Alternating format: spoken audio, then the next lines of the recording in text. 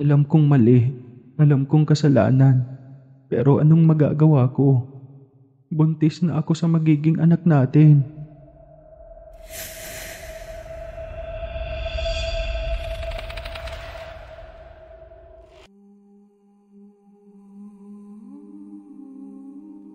Magandang araw, Sir Casper, at sa mga tagapakinig ng inyong kwento. Itago niyo na lamang po ako sa pangalang Helen. At ang kwentong ibabahagi ko ay noong 17 anyos pa lamang ako. Hindi ko na rin sasabihin ang eksaktong lokasyon ko. Basta nasa liblib ito na sakop ng Negros. Malayo sa kabiasnan at sa mga tao. Paano kasi? Miyembro ako noon at ang aking kinakasama, Sir Casper, ng mga rebuilding grupo. Pinag-aral ako ng aking mga magulang.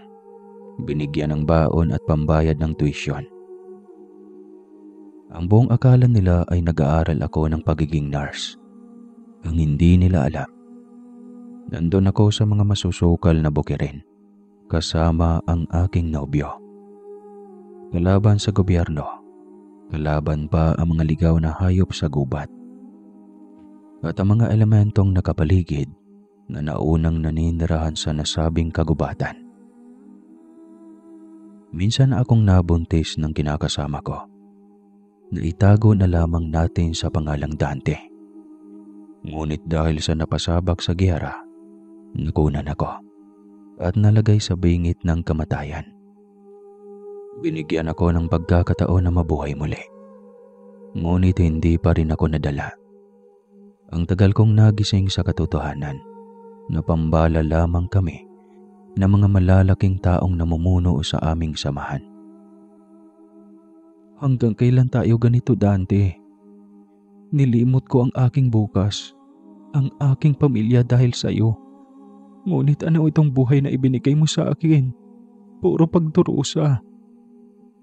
Umiiyak na wika ko noon matapos kong malaman na wala na ang bata sa aking sinapupunan na 5 buwan kong daladala noon. Hayaan mo na, marami pa tayong mabubuong anak. Huwag mong panghinayangan ang nawala. Dugo lang naman iyon. Tanging sagot lamang nito sa akin. Parang gusto ko nang bunutin ng baril na nakasokbit sa aking tagiliran. Ang sarap paliparin ng kanyang bungo sa mga oras na iyon. Ngunit nananaig pa rin ang pagmamahal ko para sa kanya, sa kabila ng lahat ng paghihirap na pinagdadaanan ko dahil sa kanya. Nagpatuloy ang aming buhay na ganoon. Mahirap pa sa daga. Oo, may mga bala kami, may mga baril, pero walang kwenta. Nadala ako sa mga matatamis na salita. Ang galing nilang mag-engganyo. Ngunit pinilit kong kinakaya dahil sobra akong nabulagan sa pagmamahal ko sa kanya. 3 buwan pa lang simula ng makunan ko ay sumabak na agad ako. Iyon ay dahil sa kahilingan ng aking kinakasama.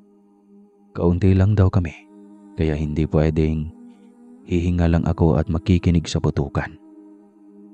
Wala akong magawa noon. Kahit napipilitan at kahit nanghihina pa. Kailangang lumaban dahil kung hindi, mamamatay ako ng walang laban. Sa pagkakataong iyon, kanang kamay ko naman ang minalas na natapunan ng granada. Naputol iyon dahil kinakailangan. Magiging mitya iyon ng aking kamatayan kung hindi ko iyon ipapaputol. Sa pagkakataong iyon, nagising ang aking kinakasama. Umiiyak siya sa awa. Kaya napagdesisyonan nito na ibaba ako sa bundok. Ngunit malayo pa rin iyon sa mga tao. Sa gilid ng isang malaking lawa, itinayo ni Dante ang isang munting kubo upang aming maging tirahan. Ngunit ang mapapait na mga alaala ng aking buhay ay nananatiling nakatatak sa aking isipan. Walang araw na hindi ako umiiyak. Walang gabing hindi ko sambit ang katagang mama. Ngunit anong mukha pa ba ang ihaharap ko sa aking mga magulang pagkatapos ng ginawa kong katarantaduhan sa loob ng ilang taon? Ang pangarap nilang magandang buhay para sa akin dahil sa maling paniniwala at bulag na pag-ibig ay nawalan ako ng magandang kinabukasan. Akala ko ay natututo na si Dante at nagising na ng tuluyan sa katotohanan. Yun pala ay pinahupa lamang niya ang aking naramdamang sakit at sugat mula sa sakuna. Ano yan, Dante? Bakit mo kinakalkal ang mga baril na ibinaon mo ng ilang taon? Takang tanong ko. Galing na ang mga sugat mo, Helen. Iiwanan muna kita dito. Kailangan ko nang bumalik sa ating kasamahan. Wala tayong mapapala sa ating buhay kung lagi tayong ganito lang. Nagulat ako sa aking narinig mula sa kanyang bibig. Ilang taon nang nakaraan, akala ko naging sarado na ang puso niya para sa gawaing iyon. Inihintay lamang pala niyang gagaling ako sa lahat. Sa sugat, sa sakit ng puso, at sa trauma na aking naranasan. Hindi naman kita pipilitin kung hindi ka sasama.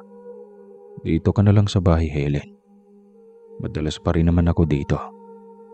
Pinuntahan kasi ako ni Calando sa sakahan kahapon. Pinaliwanag niya sa akin ang lahat. Maintindihan mo rin ako pagdating ng araw. Tsaka para sa atin pa rin ito. Paliwanag niya. Parang gusto kong magwala ng mga oras na yon. Ngunit para saan?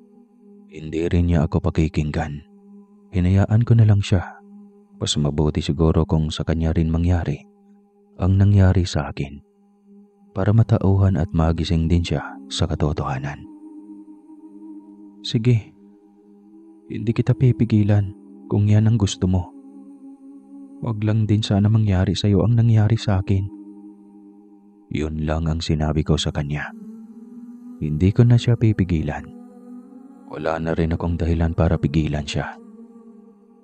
Hindi ko alam kung bakit hindi na ako nabuntis simula nung nagsama kami. Matapos akong makalabas ng ospital, siguro nga ay hindi kami nakalaan sa isa't isa. Iyon na lang din ang iniisip ko. Kaysa masaktan ako dahil umaasa na sa kabila ng sakripisyo at paghihirap na dinanas ko, ay pipiliin niya ako sa huli. Isang buwan siyang hindi nagparamdam. Ngunit pinilit kong abalahin ang aking sarili sa pagtatanim at paghahalaman upang hindi ako malungkot at mainip. Hanggang sa naging tambayan ko ang malaking puno sa gilid ng lawa. Madalas akong namimingwit doon upang may pang-ulam. Ang laki ng mga huli kong dalagang bukid. Noong una ay nakaramdam ako ng kakaiba. Ang bigat sa pakiramdam at sobrang kakaiba ang lamig ng paligid. Sa utak ko ay marahil dala lamang iyon ng kayabungan ng puno.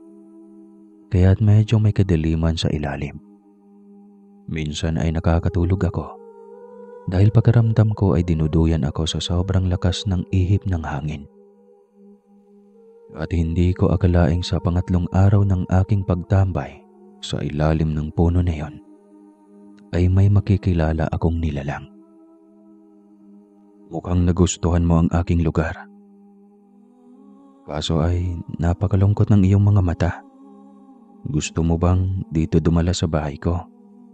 Nang sa ganun ay may kausap ka lagi. Wika sa akin ng napakagwapong lalaki. Halos kumikinang sa kaputian ng kanyang balat. Dito ka nakatira? Tanong ko. Sabay tingala sa malaking puno. Ngunit nagulat ako nang makita ang paligid. Hindi ako nasa puno. Nasa gilid ako ng isang malaking bahay. Sobrang laki at tila ba nilulumot na sa kalumaan. Hindi ko alam kung bakit bigla akong nawala sa aking sarili. Tila ba nasa ibang dimensyon ako. Ang paligid, sobrang linis at luntian niya. Ang ilog ay napakalinaw at kulay puti ang buhangin at mga bato sa ilalim. Hindi ko maipaliwanag ang ganda ng nakikita ko sa paligid. Ito ang aking bahay at nandito ka, nakasilong. Kaya gusto kitang imbitahan para tumuloy. Wika pa niya sa akin. Ngumiti siya ng napakatamis. Napakaamo ng kanyang mukha. Huwag kang matakot sa akin. Ako si Wangyo. At hindi ako masama. Gusto lang kitang aliwin. Kasi ang lungkot-lungkot mo eh. Paano mo nalaman na malungkot ako?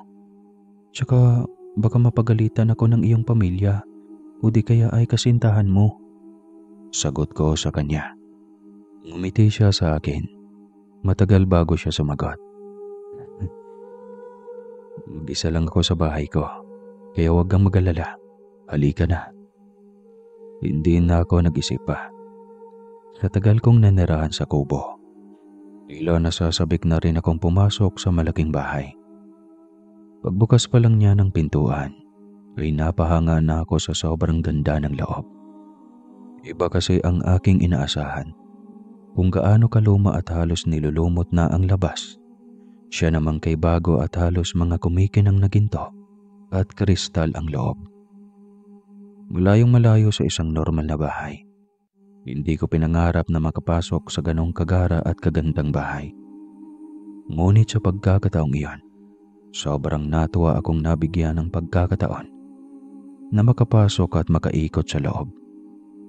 Mag-isa ka lang talaga sa bahay na ito. Ang ganda. Napakayaman mo naman. Sambit ko. Ngumiti lang siya sa akin. Mga ganitong bahay ay normal lang sa amin.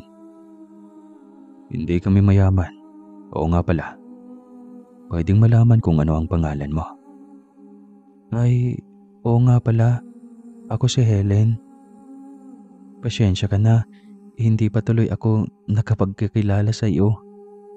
Natataranta kong wika. Ayos lang. Masaya ako dahil kahit papano. Nakikita ko ng saya sa mga mata mo, Helen. Wika niya bigla. Pakiramdam ko ay nakahanap na ako ng isang karamay sa mga sandaling iyon. Dinala pa niya ako sa kanyang malawak na kusina. Ang daming nakahaing pagkain, masasarap na ulam, ang bango. Bigla akong nagutom. Ang mga kagamitan niya sa kusina, mga kubyertos, lahat ay gawa sa ginto. Halika na, kumain na tayo. Lahat ng mga nasa mesa, pwede mong kainin. Pinahanda ko talaga yan para sa ating dalawa. Wika nito kaya nagulat ako. Akala ko mag-isa siya sa malaking bahay na iyon. May mga kasamahan pala siya. Nahihiya akong bigla ngunit biglang nabasa niya ang laman ng aking utak. Kaya mabilis niya akong pinakalma. Wala na sila dito, kaya huwag kang mahiya. Tayo na lang ang nandito ngayon. Mga kaibigan ko lang ang mga iyon. Pinakiusapan ko. Wika nito. Nababasa mo ang aking utak? Tanong ko sa kanya. Oo, sa mga mata mo. Sagot niya. Nakakatakot tuloy. Parang gusto ko nang pumikit. Ayaw ko na siyang tignan. Tinawanan niya ako. Muli na naman niyang nabasa ang aking utak. Nakakatawa ka naman. Huwag kang mahiya at matakot sa akin. Kumalma ka lang. Wika pa niya habang pinagsandok ako ng pagkain. Pinuno niya ang aking plato. Salamat, Wangyo. Ang tagal kong hindi nakakain ng masasarap na pagkain. Ganoon ba? Kung ganoon ay magpakabusog ka. Huwag mong tipirin ang iyong sarili sa pagkain dito. Ang mga tira nating pagkain ay itatapon lang din pagkatapos. Aniya. Sinunod ko siya. Nagpakabusog ako ng gusto. Pagkatapos kumain ay dinala niya ako sa itaas na bahagi ng kanyang bahay. Napakaganda ng tanawin. Ang daming mga makukulay na ibon sa labas. Ang daming mga babaeng bata na sa tansya ko ay nasa 10 taong gulang. Mahahaba ang buhok naglalaro sa mga nagliliparang-parang mga paru-paro. Ang ganda ng mga kabataan dito. Saan sila umuwi? Tanong ko. Nakikita mo ba ang maliwanag na mga ilaw na iyan? Turo niya sa akin sa may kalayuan iyon. May mga malalaking bahay at bawat bahay ay may maliwanag na ilaw. Malayo ang mga bahay sa isa't isa. Halos 1 kilometro pa ang layo. Napakalawak ng kanilang kalupaan. Madilim na ha. Bakit hindi pa sila umuwi sa kanilang kabahayan? Ang layo pa ng kanilang mga bahay. Nag-aalalang wika ko. Ayos lang. Mabilis lang niyang makakarating sa kanilang bahay. Tsaka yung mga sinasabi mong paro-paro na nilalaro nila. Mga diwata ang mga yan. Diwata? Gulat na tanong ko. Noon ko lang napagtanto na totoong nasa 2nd dimensyon ako ng daigdig. At ang nakakasalamuha ko, hindi siya tao. Isa siyang engkanto. Gayunpaman, panatag ang loob ko sa kanya. Alam kong wala siyang gagawin na ikakapahama ko. Ramdam ko ang seguridad sa kanyang piling. Ngayon ay, alam mo nang hindi ako isang ordinaryong tao. Tanong niya sa akin. Totoo pala talaga ang mga engkanto. Ikaw ang nagpapatunay, Wang Yu. Oo, at ako ang nagpapatunay na hindi lahat ng engkanto ay masama. Sagot niya sa akin. Napangiti ako sa kanyang sinabi. Hindi na ako nakaramdam ng lungkot dahil sa presensya ni Wang Yu. Halos wala na akong balak pa na umuwi ng bahay dahil sa sobrang ganda ng kanilang lugar. Ngunit hindi maaari. Hatid sundo niya ako tuwing gusto niya akong dalhin sa kanilang mundo. Hanggang sa isang araw ay nagulat akong nadatnan si Dante, isang umaga sa aming bahay. Bakit umuwi ka pa rito? Tanong ko. Matalim ang mga titig niya sa akin, ngunit hindi ako nagpatinag. Saan ka galing? Kagabi ka pa wala rito ah. Tanong nito. Sobrang seryoso ng kanyang mukha. Halatang nagseselos. Alam mo kung saan ako madalas tumatambay. Nasa sakahan lang ako lagi. Anong sa pagkaramdam mo ang ginagawa ko rito? Na nalalaki? Walang tao sa lugar na ito. Alam mo yun. Iniiwanan mo akong mag-isa rito. Hindi ka nga nag-aalala, hindi ba? Hindi ito sumagot. Inalapag nito ang baril na kanina pa karga. Halatang wala itong tulog magdamag dahil sa paghihintay sa akin. Huwag mo akong niloloko, Helen. Oras na malalaman kong may kerido ka. Kayong dalawa ng kerido mo. Hindi ko kayo bubuhayin. Tandaan mo yan. Biglang kumulo ang dugo ko sa kauna-unahang pagkakataon. Nasaktan ko siya. Sinampal ko siya ng sobrang lakas. Hindi ako makatiis. Lagi na lang akong tahimik noon. Kahit nasasaktan na ako. Ayokong maglabas ng sama ng loob sa takot na may masabi akong hindi maganda. Ngunit sa pagkakataong iyon, kailangan ko na ring magsalita. Kailangan kong ipamukha sa kanya ang kanyang trato sa akin na hindi maganda. Bakit mo ko sinampal? Gulat na tanong niya. Para magising ka sa katotohanan. Sinong tanga ang magkakagusto sa katulad kong isa ang kamay? Ikaw na nga lang ang inaasahan kong susuporta sa akin. Dahil alam mo kung ano ang mga pinagdadaanan ko. Pero anong ginawa mo? Iniwan mo akong mag-isa dito. Ikaw ang dahilan kung bakit ako naging ganito. Naisip mo ba rin ba yan minsan? Ha? Dante? Kaya nga ako bumalik sa ating mga kasamahan. Dahil gusto kong maipaghiganti ka, Helen. Paghihiganti? Kahit kailan hindi mangyayari yan, Dante. Kalaban mo ang gobyerno. Bakit kasi ngayon lang ako nagising? Kung kailan isa na lang ang natitira kong kamay. Sarili ko lang din tuloy ang sinisisi ko. Umiiyak ng wika ko. Hindi. Hindi ako titigil. Hanggat hindi ko maipaghiganti ang ginawa nila sa'yo, Helen. Hindi ako titigil. Giit niya. Hindi na ako kumantra pa. Anong laban ko sa taong sarado ang utak? Natapos ang tagbong iyon. Hindi niya ako iniwan ng 1 linggo. Hindi ko alam pero wala na ang dating init ng aking pag-ibig na para sa kanya. Wala nang pananabik. Wala nang pagmamahal. Gusto kong sabihin iyon sa kanya. Gusto kong magtapat na. Ngunit tinatakasan ako lagi ng lakas ng loob. Hindi ko alam kung natatakot lang ako na baka mabaril niya ako sakaling sabihin kong hindi ko na siya mahal. O kaya ay baka masaktan ko siya at madurog ko ang kanyang puso. Sakaling sabihin kong wala na akong nadarama kahit kaunting pagmamahal para sa kanya.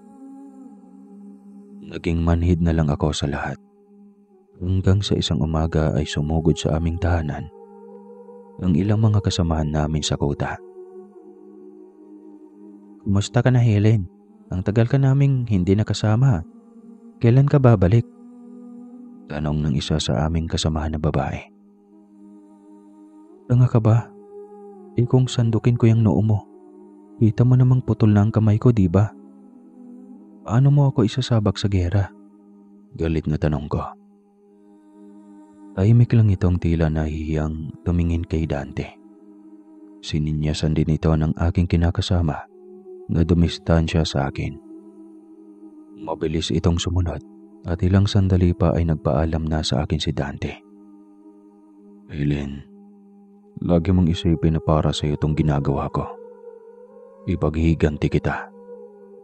Wika niya nang paalis na sila. Manhid na yata ang puso ko. Wala na akong pakialam kung saan man siya makarating o kung ano man ang mangyari sa kanya. Masabik pa akong makita si Wangyo kaysa kay Dante. Agad din akong gumayak upang tumungo sa tahanan ni Wangyo. Hindi ko alam na naghihintay pa rin pala siya sa aking pagdating. Malayo pa lang ako ay malapad na ang kanyang ngiti. Kakaiba ang pintig ng aking puso. Hindi ko na yata namalayan ang pagkahulog ng aking loob sa isang elemento. Ang tagal kong naghintay sa iyo. Bakit ngayon ka lang? Tanong niya sa akin. Pasensya na, Wangyo. Naging abala lang ako nitong mga nakaraang araw. Kaya pala, halika na. Oo nga pala, may ibibigay ako sa iyo. Para akong isang teenager na kinikilig ng marinig iyon. Ang tagal naming nagsama ni Dante. Ngunit kahit minsan ay hindi pa ako nakatikim ng regalo mula sa kanya. Hindi ba nakakahiya sa iyo, Wangyo? Regalo ko ito sa iyo. Ang gusto ko ay suotin mo ito lagi. Tsaka ayoko na rin na maghihirap ka. Wika pa nito. Anong ibig mong sabihin? Bibigyan kita ng mga gintong barya. Ibenta mo at bumili ka ng mga kailangan mo sa loob ng bahay. Wika niya sa akin. Kinuha niya ang isang itim na kahon at ang isang maliit na sopot. Inaabot iyon sa akin. Kunin mo para sa pagganda ng buhay mo. Anya. At ubili akong abutin iyon. Ayaw kong tumanggap ng kahit ano sa kanya. Ngunit ipinilit niya iyon. Wala akong magawa kundi ang tanggapin iyon. Bumaba ako ng bayan upang ibenta ang mga bariyang ginto na ibinigay niya sa akin. Ilang peraso lang muna ang binenta ko dahil nag-aalangan ako. Baka hindi pala ito tunay. Ngunit nagulat ako dahil ang laking halaga ng kapalit sa ilang perasong ginto na iyon. Tama si Wangyo. Makakabili na ako ng desenteng bahay sa bayang iyon. Hindi na ako babalik sa pagsasaka. Kaya naganap agad ako ng bahay. Dadalawin ko na lang paminsan-minsan si Wangyo. Iyon din naman ang bilin niya sa akin. Naghahanap agad ako ng bahay na konkreto. May 2 kwarto at 1 banyo. Tama na iyon para sa aking mag-isa sa buhay. Hindi na rin ako mahihirapan dahil marami pang natirang pera para sa pangangailangan ko sa araw-araw. May naitabi pa ako mga baryang ginto at bala kong ibenta iyon para sa isang negosyo. Tamang-tama at nasa gilid ako ng highway. Pwede akong magtinda ng groceries nang sa ganun ay may pagkakaabalahan ako. Ang buong akala ko ay matatakasan ko na si Dante. Ngunit hindi ko alam na sa bayang iyon ay marami din siyang kasamahan na kilala ako na kanyang kinakasama sa mahabang panahon. Itinuro ang aking bahay kaya natuntun ako nito. Nakahukay ka ba ng barya sa sakahan natin ano? Sumbat nito sa akin. Anong sinasabi mo, Dante? Huwag ka nang magsinungaling pa. Alam kong nakahukay ka ng ginto. Sa sakahan nating iyon, may iilan ang nakakuha ng ginto. Naging ang lolo Teban ko noon. Kaya lang ay biglang nawala. Natatakot hinga ng balato. Hindi ko alam kung ano ang magiging reaksyon ko sa sinabi ni Dante. Natahimik na lamang ako. Hindi ko rin pwedeng sabihin na galing ito sa kakilala kong engkanto. Umalis ka na, Dante. Pera ba ang kailangan mo? Bibigyan kita. Wika ako sa kanya. Nagalit siya sa akin. Naging mayabang daw ako. Hindi ko alam kung saan ako naging mayabang. Ayaw ko lang naman siyang makasama. Naging masamang impluwensya siya sa aking buhay. Wala akong mukhang maiharap sa aking mga magulang nang dahil sa kanya. Paano pa ako haharap sa mama at papa ko? Gayong isa na lang ang aking kamay. Noong maliit ako ay todo alaga at bantay nila sa akin. Huwag lang akong mapilayan. Tapos dahil sa pagiging tanga ko ay naging isang disabled person ako. Huli na nang mapagtanto ko at hindi na rin maibabalik pa ang lahat. Kaya ang lumayo kay Dante ay isang unang hakbang upang magising na ako ng tuluyan sa isang katotohanan. Anong sabi mo? Ihiwalayan mo ako dahil mayaman ka na. Anong akala mo? Papayag ako ng basta na lang, Helen. Alam mong mahal kita. Alam mong para sa'yo ang nilalaban ko. Kaya sa hirap at ginhawa, hindi tayo maghihiwalay. Galit na wika niya. Wala yata akong magagawa sa kanya. Tumira siya sa bahay ko ng ilang linggo at wala akong magawa. Ayaw niyang hiwalayan ko siya. Tinatakot niya ako at alam kong totohanin niya. Dahil kilala ko na siya noon pa man. Sa tagal naming magkasama, alam na alam ko kung gaano kahalang ang kanyang bituka. Kaya kahit anong gusto niya, sunod-sunuran lamang ako. Isang buwan siyang namalagi sa akin bago umalis muli para sumama muli sa grupo nito. Gaya ng dati kong naramdaman, wala na akong pakialam kung labas-masok na lang siya sa bahay na parang isang bisita. Wala na akong pag-ibig ba sa kanya. Matagal akong nagising sa katotohanan. Gayunpaman, huli na ang lahat. Hawak niya at kontrolado niya ang aking buhay. Gusto kong may mapagsabihan ng aking sama ng loob. Kaya bumiyahe ako patungo sa dati kong tirahan. Sa isang liblib na lugar. Si Wangyo ang bala kong puntahan. Dahil matagal na ring hindi ako nakadalaw sa kanya. Pagkarating ko sa puno kung saan siya nakatira, ay tinawag ko kaagad siya. Matagal bago siya nagpakita, kaya nag-aalala akong baka hindi na siya naroon. Ngunit sa huli ay hindi niya ako natiis, kaya nagpakita siya sa akin. Ang tagal mo naman, nag-aalala tuloy ako. Wika ako sa kanya, may himig pagtatampo. Ako nga dapat ang magtatampo sa iyo eh. Ang tagal mong hindi nagparamdam. Akala ko nga kinalimutan mo na ako. Wika niya. Hindi mangyayari yan ano. Yung dati kong kinakasama, umuwi na naman sa bahay ko. Hindi ko man lang mapalayas kasi tinatakot niya ako. Kwento ko sa kanya. Kwento ko na rin lahat sa kanya.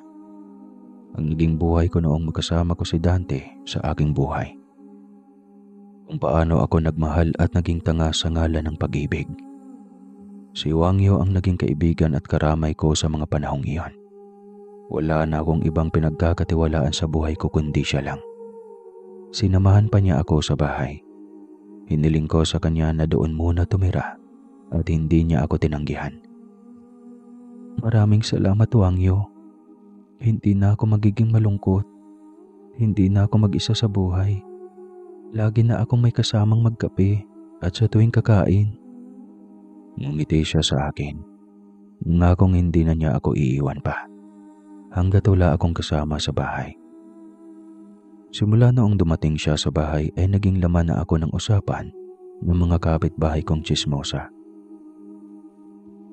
Ikaw ba si Helen? Totoo bang nagsasalita kang mag-isa?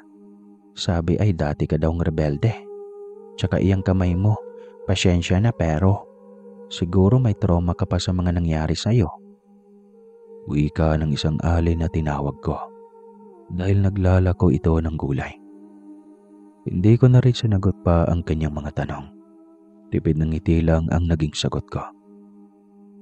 Kung alam ng tendera ng gulay ang buhay ko, malamang alam na ng mga kapitbahay lahat. Kaya pala tuwing napapadaan sa harapan ng aking bahay ay laging sa akin nakatingin ang kanilang mga mata. Tsismusang palaka. Malamang hindi nila nakikita si Wangyo kasi isa siyang engkanto. Kaya tuloy na pagkakamalan akong baliw. Ayos lang sa akin iyon. Ako naman ang nakakaalam ng lahat. Hindi ako baliw. Totoo si Wangyo. Gusto niyong makita? Umikit kayo, di joke lang. At sa katagalan ng pagiging magkasama namin sa iisang bahay, ay tuluyan ng nahulog ang loob ko sa kanya. Maging siya ay ganoon din sa akin. Sobrang saya ko noong magtapat siya sa akin. Kahit alam niyang may isang Dante sa aking buhay, ay ayos lang sa kanya. Inunan niya ang kakulangan ni Dante sa aking buhay. Hindi ko akalaing maaari pala akong umibig sa iba. Sabi ko dati sa aking sarili, hindi na ako iibig pang muli. Magiging katulad lang din ng ugali ni Dante. Ngunit mali ako. Malayong malayo kay Dante si Wangyo. Lahat ng pag-aalaga at luho ay ibinigay niya sa akin. Hanggang sa bigla na lang akong nabuntis na siyang ikinagulat ko. Paano yan, Wangyo? Baka kung ano ang sasabihin ng mga kapitbahay ko, sakaling malaman nilang buntis ako. Gayong wala sa bahay ang aking kinakasamang si Dante. Ilang buwan na siyang hindi umuwi. Nag-aalalang wika ko. Huwag mo nang alalahanin pa ang bagay na yan. Basta alagaan mo nang mabuti ang ating anak. Ako na ang bahala sa mga kakailanganin ninyong mag-ina. Wika niya. Alam kong mali ito dahil magkaiba ang ating mundo. Alam kong kasalanan pero anong magagawa ko? Buntis na ako sa magiging anak natin. Alanganin kong wika. Sa tagal ng panahon na pinangarap kong magkaroon ng buong pamilya, si Wangyo ang nagbigay sa akin ng kumpletong buhay. Wala na akong pakialam sa sasabihin ng iba. Ang mahalaga ay binihiyaan ako ng isang buong pamilya. Hanggang sa isang pagkakataon, biglang dumating si Dante ng madaling araw pa lang. Mukhang pagod na pagod ito at matalim ang titig sa akin. Nakakatakot. Para na niya akong kakainin titig pa lang. Gaano katotoo ang mga naririnig ko, Helen? Tanong niya. Ang alin? Inosenteng tanong ko. Kahit pa alam ko na ang ibig niyang sabihin. Anong ang alin? Sinong lalaki mo dito sa bahay? Ulit na tanong nito. Binusisi nito lahat ng parte ng bahay. Una itong pumasok sa aming kwarto. Kaya kinakabahan ako ng gusto. Nakahiga si Wangyo sa kama. Nakatingin lang kay Dante. Ngunit parang hindi naman ito nakikita ng isa. Nginitian pa ako ni Wangyo. Baliwala sa kanya ang pagdating ni Dante. Saan mo itinago ang lalaki mo? Tanong niya.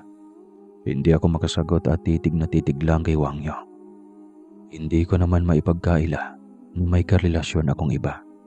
Ngunit huling beses ko rin naman sinabi sa kanya na wala na akong pag-ibig na natitira pa sa kanya.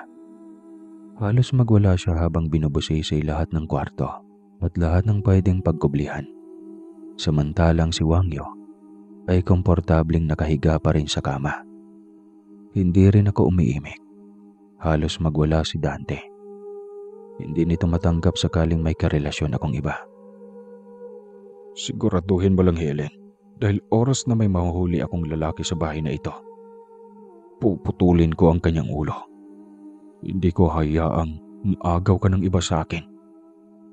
Galit na sigaw nito nang wala itong makitang ibang tao sa loob ng bahay. Hindi nga pala niya makikita si Wangyo dahil isa siyang engkanto at pili lamang ang mga taong makakakita sa kanya. Hindi umalis si Dante ng 1 linggo. Siniguro nitong mahuli nito ang sinasabing lalaki ko. Ngunit wala siyang nahuli. Tuwing aalis siya para pumunta sa palengke, ay tsaka lang ako nilalapitan at kinakausap ni Wangyo. Gusto mo bang umalis na muna ako? Tanong sa akin ni Wangyo. Saan ka naman pupunta? Huwag mo kaming iwanan ng ating anak. Kailangan ka namin. Pakiusap ko. Ngumiti siya sa akin. Alam kong natatakot siyang malaman ni Dante na may relasyon kami. At nagbunga pa ng isang supling. Ngunit buo na ang loob ko oras na malaman ni Dante ang tungkol sa aking pagbubuntis. Mahal ko na siya at sa kanya ko na naramdaman ang pagmamahal at pag-aalaga ng isang lalaki na hindi na ipadama sa akin ni Dante noong maganda pa ang aming relasyon. Kaya hindi rin ako masisisi ni Dante kung sakaling nawala ang pag-ibig ko sa kanya noon. 5 buwan nang na-discover ni Dante ang aking ipinagbubuntis. Halos patayin niya ako sa sakal. Ngunit hindi iyon natiis tignan ni Wangyo. Nagalit ito ng sobra nang nakitang nasaktan ako sa ginawa ni Dante. Kasama sa galit nito ay ang biglang pagwala ng langit. Malalakas na kulog na sobrang laki sa pandinig, mga kidlat na sunod-sunod. Kasabay ng pagyanig ng lupa, isang malakas na lindol. Gulat at takot ang reaksyon ni Dante sa mga nasabing phenomenon. Ramdam niyang hindi normal ang nangyari sa paligid. Sabihin mo, Helen, anong uri ng nilalang ang ama ng batang dinadala mo? Tanong nito. Wala kang pakialam, Dante. Hayaan mo na lang ako sa aking buhay. Sagot ko. Akmang sasaktan niya ako nang biglang manigas ang kanyang mga kamay. Kagagawan iyon ni Wangyo. Nagalit siya kay Dante kaya sinaktan ito. Namaga ang mga kamay nito at mukha. Hindi na makadama pa ang dati kong karelasyon. Hindi na rin ako nakaramdam ng awa at pagmamahal sa kanya. Ang dami ko nang napagdaan ng masasakit na pangyayari dahil sa pagiging bulag ko sa kanya. Humingi siya ng tulong at gustong dalhin sa albularyo. Bakit ko gagawin ang bagay na iyon, Dante? Pagkatapos ng ginawa mo sa akin, matay ka. Galit na wika ko. Unti-unti siyang gumapang palabas ng bahay. Galit na sumisigaw. Pagbabayarin niya ako. Nakatulala lang ako sa kanya. May dapat pa ba akong ikatakot? Parang wala naman. Sanay na akong mapunta lagi sa peligro ang aking buhay. Ngunit sa pagkakataong iyon, alam kong nariyan si Wangyo na poprotekta sa akin. Ngunit hindi ko alam. Kawawa si Wangyo sa kamay ng albularyong nilapitan ni Dante. Maging ang anak ko ay pinilit ilaglag ng matandang albularyo. Hindi mo dapat binigyan ng anak ang katulad nila. Wika ng albularyong gumawa ng ritual sa loob ng aking bahay. Pilit ko siyang itinaboy. Ngunit malakas ang kapangyarihan ng albularyo. Kahit si Wangyo ay nakita ko kung paano nasaktan at tumalsik. Ilang sandali pa ay biglang sumakit ang aking puson. Sobrang sakit na parang kinakalikot ang loob ng aking puson. Para akong mamamatay sa sakit. Hanggang sa maramdaman ko ang mainit na bagay na lumabas sa aking puwerta. Kulay itim na dugo, parang isang malaking dikya, ang porma ng dugong lumalabas sa akin. Ilibing mo yan, Dante. Hindi natin bibigyan ng pagkakataon na dumami ang lahi ng mga elementong isinumpa ng langit. Wika ng matanda. Hindi ko na narinig ang sumunod na usapan nila Dante dahil unti-unti nang nagdilim ang aking paningin. Ang buong akala ko ay mamamatay na ako. Ngunit binigyan ako ng pagkakataong muli. Pangatlong buhay ko na ito. Nagising ako sa isang ospital na nanghihina at sinasalina ng dugo. Nasa gilid ko si Dante, nag-aalala. May sakit pa ba sa'yo, Helen? Tanong niya. Hindi ako sumagot. Kusang dumaloy ang luha sa aking mga mata. Siya ang sinisisi ko sa lahat. Kung bakit nawala ang aking anak at ang lalaking minahal ko na nagbigay ng masaganang buhay sa akin. Humingi siya ng patawad sa akin. Pinaliwanag na hindi ang katulad ni Wangyo ang magbibigay sa akin ng normal at magandang buhay. Dahil isa itong elemento. Hindi ko maintindihan noong una. Halos kamuhian ko si Dante. Ngunit sa huli, sa kahabaan ng panahon na walang paramdam si Wangyo, unti-unti kong natatanggap na hindi nga kami para sa isa't isa. Nagkaroon din ng malaking pagbabago sa buhay ni Dante dahil kusa siyang sumuko at tumigil sa pagiging rebelde. Nabigyan ulit kami ng pagkakataon sa isa't isa. Nilimot ang mga mapapait na karanasan kasama siya at binuhay ang mga masasayang alaala na magkasama kami. Muling naging maalab ang aming damdamin sa isa't isa hanggang sa biniyayaan kami ng anak. Malaki pa rin ang naging parte ng buhay ni Wangyo sa aming buhay dahil ang aming tinatamasa na aming karangyaan ay galing sa kanya. Ngunit parte na lang siya ng aking nakaraan. Pinalago pa namin iyon. Ang aking mga magulang ay nakinabang din sa magandang buhay na aming tinatamasa. Sa ngayon ay matanda na kami at may sariling buhay na rin ang dalawa naming anak. Ang kwentong karanasan ko sa aking buhay ay mananatili sa akin at maging sa aking mga anak at apo sa paglipas ng panahon. Sir Casper, maraming salamat po. Nawa ay may napupulot kayong aral sa aking karanasan.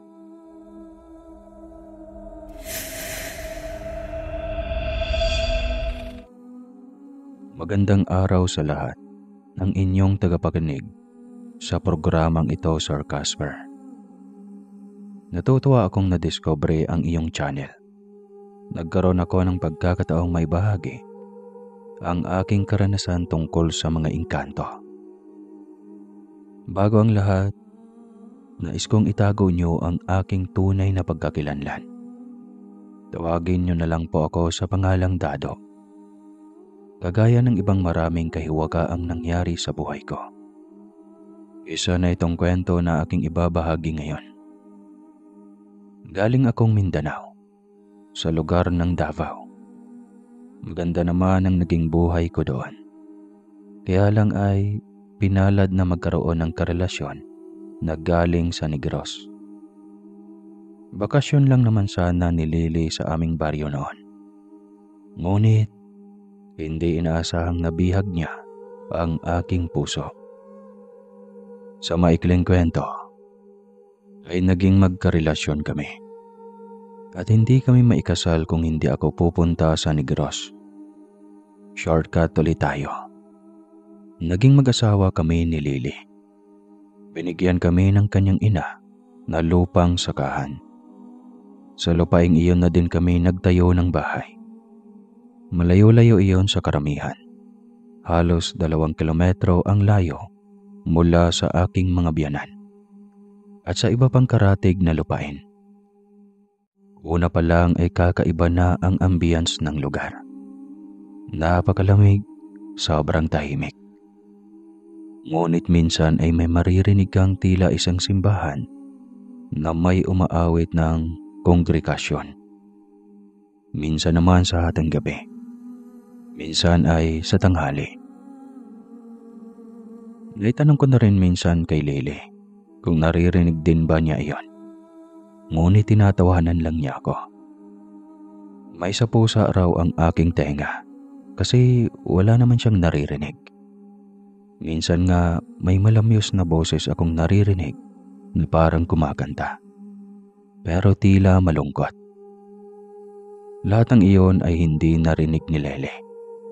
Hindi ko tuloy maintindihan kung bakit ako lang ang nakakarinig ng mga kahiwagaan sa lugar. Hindi naman ako natatakot o nabahala. Hinayaan ko nga lang din at minsan ay pilit na rin akong nagbingi-bingihan. Ngunit tila naman mas lalong naging malakas ang pagpaparamdam. Hanggang sa isang gabi, ay naintriga akong sundan kung saan galing ang boses. Tulog na si Lily ng mga oras na iyon. Maingat akong bumangon upang hindi siya magising. Hindi ko akalain ang aking nasaksihan sa gabing iyon. Napakaliwanag. Hindi ko alam kung bakit biglang nagkaroon ng ganoon kaliwanag sa bandang itaas ng bundok. Ang pagkakaalala ko ay puro malalaking puno at bato lang ang naroon. Bakit biglang nagkaroon ng maraming tao? O tila ba nagtitipon? Hindi ko namalayang dinala na ako ng aking mga paa sa harap ng maraming nilalang na iyon. Mga tao rin naman pala sila sa utak ko. Pero para silang mga sinaunang tao.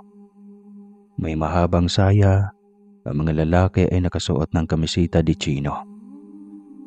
Ang kaibahan lang ay puro sila matangkad kumpara sa ating mga ordinaryong Pilipino. Nagsisimba rin sila. Walang tigil ang tawag nila kay Mesiya. Nakatulala lang akong nanunood sa kanila. Hindi ko namalayang may lumapit sa akin na isang babae. "Gusto mo bang sumali sa amin?" tanong niya. Nagulat ako. Nang lingunin ko siya ay isang napakagandang babae. Mabilis akong umiling. Hindi po," sagot ko. Ngumiti lang siya sa akin. "Umuwi ka. Baka may makakita sa iyong katulad ko. Hindi ka nila pauuwiin ng buhay," aniya. Bigla akong kinalabutan at napaatras. Nagmamadali akong humakbang pabalik ng bahay. Hindi ko napansin na nakasunod pala siya sa akin. Pagdating sa bahay ay muli siyang nagsalita. "Balik kang muli. Gusto kitang makasama at makilala pa." Nagulat ako dahil hindi ko inaasahan ang kanyang presensya. Hindi ko alam kung bakit ako napatango. Parang kinalimutan kong may kasama ako sa bahay. Kinabukasan noon nang magising ako, ay iyon kaagad ang aking naalala. Hindi ko nakakalimutan ang mukha ng babae. Ngunit sa wari ko ay isang panaginip lang ang lahat. Hindi ko masasabing totoong nangyari iyon sa akin. Hanggang sa... "Hindi ka man lang ba nagugas ng mga paa bago matulog, Dado? Binigyan mo lang ako ng dagdag sa trabaho eh." Reklamo ng aking asawa. "Nagugas ako ng paa kagabi ah. Nakita mo yon?" Giit ko. Ngunit sinamaan lang niya ako ng tingin. Paano, pati kulambo ay nabahiran din ng maraming putik. Pati kumot dahil nakatalokbong ako. Giniginaw kasi ako noon at parang nanginginig. "Anong nangyari sa iyo? Ba't parang ang pula ng mga mata at pisngi mo?" tanong ni Lily sa akin. Umiling lang ako, hindi ko rin alam. Nang kapain niya ang noo ko, ay doon lang namin nalaman na inaapoy na ako ng lagnat. Pinunasan niya ako ng basang bimpo at pinainom ng mabisang pampagaling sa lagnat na herbal. Ang katas ng dahon ng papaya. Ngunit umabot ng 3 araw ay hindi pa rin ako gumagaling. Tingin ko na paglaruan ka ng mga elemento wika ng aking asawa. Sa pagkakataong iyon, ay nagpasya siyang dalhin ako sa albularyo. Doon nga'y sinabi ng matandang si Lolo Mitoy na isang engkanta ang nagkagusto sa akin. Minsan ko na daw itong nakaharap. Napatitig sa akin si Lily. Parang sinasabing, totoo ba? Bakit mo nilihim sa akin? Ngunit itinanggi ko ang mga bagay na iyon. Totoo namang hindi ako sigurado kung nakita o nakilala ko na nga ang sinasabi ni Lolo Mitoy na engkanta. Sa tingin ko ay sa panaginip lamang iyon. Ginamot ako ng matanda at binigyan ng proteksyon. Dahil doon ay mas lalong lumala ang pag-atake sa amin. Ang dating produktibong ani ng aking sakahan ay halos 1 kapat na lang ang natira. Higit kalahati ang lugi sa aking mga pananim dahil sa hindi maipaliwanag na insektong umaatake sa aking mga tanim. Paano yan, Dado? Mababaon tayo nito sa utang. Nag-aalalang wika ng aking asawa. Hayaan mo. Makakabawi rin tayo sa susunod na anihan. Ani ko. Hindi ko na dinibdib pa ang mga bagay na iyon. Tiyak akong ako lang din ang magkakasakit sa pamomroblema. Mas inigihan at mas nagsumikap ako.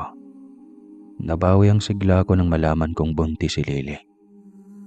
Mas naging masipag pa ako dahil magiging ganap na pamilya na kami. Magkakaroon na kami ng panganay.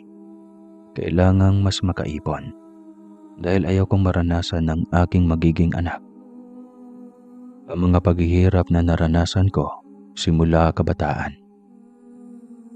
Ngunit kasabay ng pagsisipag ko ang sunod-sunod na kamalasan. Lagi akong talo sa mga produktong pananim na siyang ikinalaglag lagi ng aking mga balikat. Saan ako nagkulang? Lahat naman ginawa ko. Ngunit tila tinutokso ako ng kapalaran. Kayo ba? Naranasan niyo na ba yung ganito? Isa lang ang solusyon, kapit sa Diyos. Parang gusto ko na lang maging tamad. Wala na din namang inabot ang aking pagsisikap. Pagod sa katawan lang ang naaani ko sa pagiging masikap ko sa buhay. Sabi mo naman, di ba, makakabawi tayo sa susunod na anihan. Kaya huwag tayong mawalan ng pag-asa. Magpatuloy lang tayo sa ating pagsusumikap para sa ating mga pangarap at para sa ating mga anak. Wika ng aking asawa. Maging siya ay dumoble ang sipag. Ngunit dahil sa kasabagan din niya, nawala ang aming anak na noon ay 5 buwan na sanang niyang dinadala. 4 na buwan na lang masisilayan ko na ang aking anak. Ngunit sa kasamaang palad, kinuha siya ng maaga sa amin. Nalugmok sa sakit na naramdaman ang aking asawa. Kung masakit sa akin, mas lalo sa kanya. Dahil sa kanyang sinapupunan iyon nabuo. Inalalayan ko siya upang hindi niya mas lalong maramdaman ang sakit ng kanyang puso. Naging pabaya siya, hindi na niya ako minsan inasikaso. Kaya maging ako ay lumayo ang loob sa kanya. Hanggang sa isang araw ay naisipan kong tanggalin ang pangontra sa elemento na inilagay sa akin ng matanda. Ramdam ko ay iyon ang nagbibigay ng kamalasan sa aking buhay. Simula nang tanggalin ko ang bagay na iyon sa aking katawan, muli na naman akong nakakarinig ng mga umaawit tuwing kalagitnaan ng gabi at tanghali. Sa pagkakataong iyon ay naglakas loob na ako. Hindi na ako tulog. Gising na gising ang aking diwa at lahat. Katanghaliang tapat niyon at tulog si Lily. Naisipan kong hanapin ang pinagmulan ng mga boses. Ngunit wala akong may makitang karamihan. Inikot ko na ang malaking bato sa gitna ng aking sakahan hanggang sa may makasalubong ako na isang pamilyar na muka. Siya. Siya ang babaeng nakita ko noon sa isang tila panaginip na tagpo. Ang tagal mong nawala. Niya. Napaisip ako. Paano ako nawala ay hindi naman ako umaalis. Ako si Kiara. Sa wakas ay naipakilala ko na ang aking sarili sa iyo. Ikaw si Dado, hindi ba? Tanong pa niya. Paano mo nalaman ang pangalan ko? Basta halika. Ipakilala kita sa aking mga kaanak at kapamilya. Alinlangan akong sumama, ngunit pagkaramdam ko ay hindi ako makatanggi. Nagulat ako dahil paggalingon ko ay isang malaking bahay ang naroon. Nawala ang kaninang malalaking bato. Hindi na rin iyon magubat. Dahil ang ganda ng mga halamang mabulaklak at makulay ang nakapaligid. Ilang beses pa akong kumurap pero walang pagbabago. Talagang may kakaiba sa lugar. Ngunit hindi ko man lang iyon masabi. Pagkabukas niya ng pinto ay napakaganda sa loob. Ang daming mga magaganda at mamahaling gamit ang nasa loob. Halika Dado, nasa loob pala sila ina at ama. Niya. Nakasunod ako ngunit ang aking paningin ay nasa paligid ng malaking bahay. Ang mga bariyang ginto ay nagkalat sa sahig. Hindi ko maipaliwanag ang tuwang nadarama sa mga sandaling iyon. Sa utak ko ay isang peraso lang ng gintong iyon ay magbabago na ang buhay naming mag-asawa. Ngunit mabilis ko rin iyong iwinaglit sa aking isipan. Alam kong masama ang magnakaw at alam kong may konsekwensya sa bawat maling hakbang na gagawin. Pagkarating namin sa malawak na kwarto ng bahay, ay nadatnan naming naroroon ang mga magulang ni Kiara. Nilalaro ang isang batang napakaganda. Sa tansya ko ay 7 taong gulang. Nagmamansana sa pagiging kulay rosa ang pisngi. Napapangiti ako ng tignan ng bata. Ngunit sinamaan ako nito ng titig. Sino siya ina? Hindi natin siya kauri. Uwi ka nito. Bigla kong natauhan. Ngunit mabilis na pumagitna si Kiara. Ipanakilala ko nito sa mga magulang at kapatid. Masama ang tingin ng mga ito sa akin. Hindi mo dapat dinala sa mundo natin ang katulad niya. Wika ng kanyang ama. Bakit ama? Gusto ko lang naman maging kaibigan siya. Kaibigan? Maraming katulad natin na pwede mong maging kaibigan. Hindi ang katulad niya. Ang sabihin mo, nagkakagusto ka na naman sa isang mortal. Galit na sambit naman ng kanyang ina. Hindi ako umimik. Tinanong ko rin sa aking isipan kung bakit ako naroon. Gusto kong umuwi na, ngunit nahiya akong magsalita. Pagkaramdam ko ay para akong robot na kailangang maghintay kung kailan ako uutosang aalis sa lugar na iyon. Hindi lahat gusto ang presensya ng mga mortal sa kanilang mundo.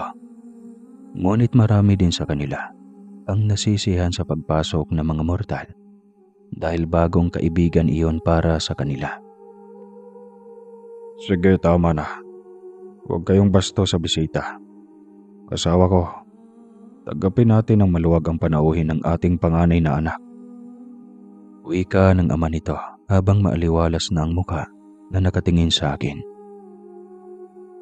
Ako si Mino, ang ama ni Kiara. Masaya akong nakasama ka namin sa aming tahanan. Ngumiti ito kaya naging komportable ako nakaharap ang mga ito. Parang katulad lang din sila ng mga tao. Hindi nila hahayaang magutom ang kanilang mga bisita. Dinala agad nila ako sa kanilang kusina Kita mo na, mabait ang aking ama, kaya wala kang dapat na ipag-alala. Hayaan mo na lang si ina, naninibago lang yun. Kasi ayaw niya akong magkaroon ng karelasyon. Wika ni Kiara. Nakasunod lang ako sa kanila habang patungo sa kusina. Pasok pa lang sa pintuan ay naaamoy ko na kaagad ang masarap na pagkaing nasa kanilang kusina. Amoy pa lang napakasarap na. Parang hindi ko pa naaamoy ang ganong uri ng pagkain sa tanang buhay ko. Sabay kagad akong makita kung anong uri ng mga putahe ang naroon. Pagdarating sa mesa ay napakaraming handa. Akalain mong may okasyon. Gayong ako lang naman ang nag-iisang bisita. Ngunit ang mga nakahaing putahe ay madalas mga itim. Maging ang kanin ay may kulay puti at kulay itim rin. Tapos, napakalaki ng ginawang lechon na nakahiga sa gitna. Para bang dinosaur, di joke lang. Triple ang laki sa lechong manok. Hindi ko rin masasabing baboy. Natatakam akong nakatitig sa mahabang mesa na punong-puno ng mga mababangong ulam. Masarap ang mga yan. Pero huwag kang kumain ng mga putahing kulay itim. Para lang sa aming mga immortal ang mga iyan. Wika sa akin ng ama ni Kiara. Tinuro niya ang isang upuan kung saan ako pwedeng umupo. Tinungo ko iyon at hinintay muna silang umupo bago ako sumunod. Kumuha ako ng puting kanin at ang lechong nakahain sa pinakagitnang mesa ang aking napili. Hindi ako nagmandali dahil ang sarap niya. Lasang inihaw na ibon. Manamis-namis ang lasa at ang lambot ng karne. Parang hindi ako nabubusog at kain lang ako ng kain. Matakaw eh. Noong mga sandaling iyon ay hindi ko inisip na may naghihintay sa aking asawa. Pagkatapos naming kumain, ay inikot ako ni Kiara sa kanilang lugar. Ang gaan sa pakiramdam. Parang ayaw ko nang matapos ang buong araw na yon. Hindi ko na inisip pa ang mga oras kasi wala akong relo. Ang ganda ng kanilang mundo. Ang daming mga nakakaaliw na mga tanawin. Ang sarap ng simoy ng hangin. Napakalamig at hindi siya gaanon kainit. Na tila ba napakalayong mundo mula sa araw. Ang tagal namang dumilim, parang nakatatlong araw nang lumipas kung sa aming mundo pa. Pero dito, nasa kalagitnaan pa rin ng araw. Puna ko. Ganoon talaga, katumbas ng isang araw dito ay isang linggo sa inyong mundo. Anya. Hindi ko man lang naisip na posibleng nakailang araw na akong wala sa bahay. Mag-isa ang aking asawa roon. Walang kasama. Padapit hapon na nang sabihin sa akin ni Kiara na kailangan niya na akong patawirin. Saan naman ako tatawid? Tanong ko. Sa portal ng mga mortal. Kailangan mong umuwi dahil maraming kakaibang nilalang sa aming mundo tuwing sasapit ang dilim. Kumakain sila ng mga tao at kaya kanilang amuyin kahit nasa malayo ka. Masyadong madilim ang aming mundo tuwing gabi. Ngunit, may kakayahan kaming makita ang mga nilalang sa ilalim ng napakadilim naming mundo. Hindi katulad yung mga tao, masyadong mababaw ang maaabot ng inyong tanaw. Pero kami naman, sa inyong mundo kapag tanghaling tapat, ay halos wala kaming makita dahil yun ang madilim sa amin. Habang nagsasalita siya, ay naglalakad kami patungo sa sinasabi niyang portal. Masyadong mabilis ang kanyang mga hakbang. Halos patakbo na iyon sa akin.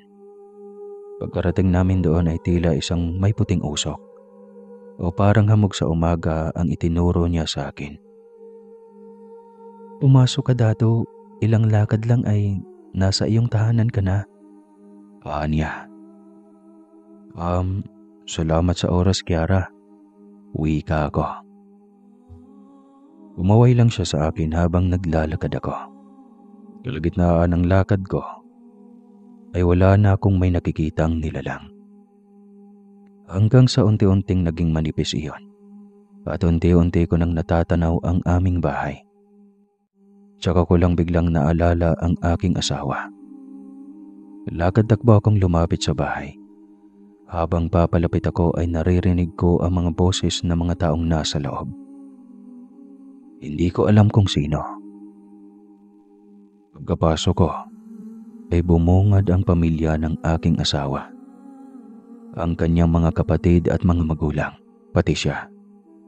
Kasama nila ang matandang manggagamot.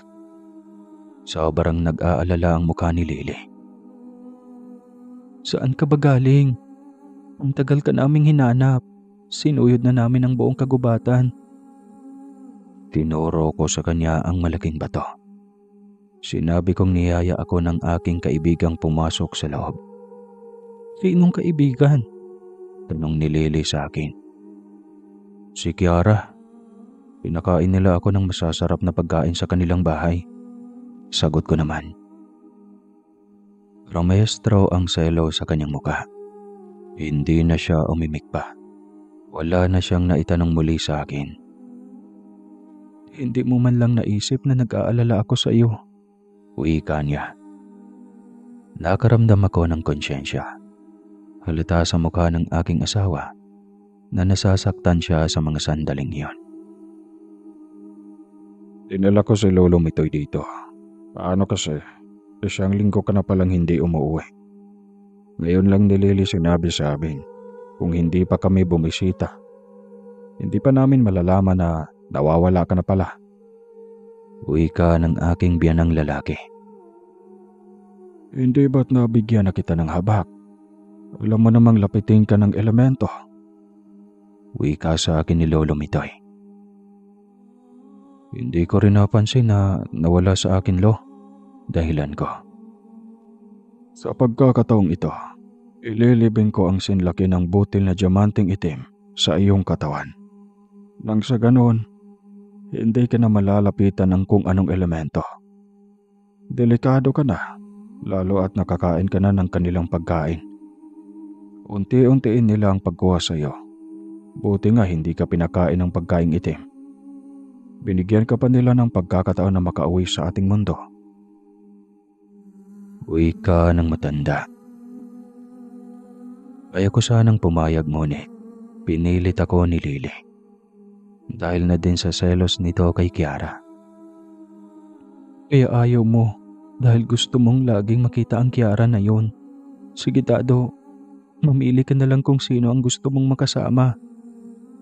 May himig hinanakit na wika ni Lily. Kaya wala akong magawa kundi ang pumayag na ilibing ang diamanting itim sa aking katawan.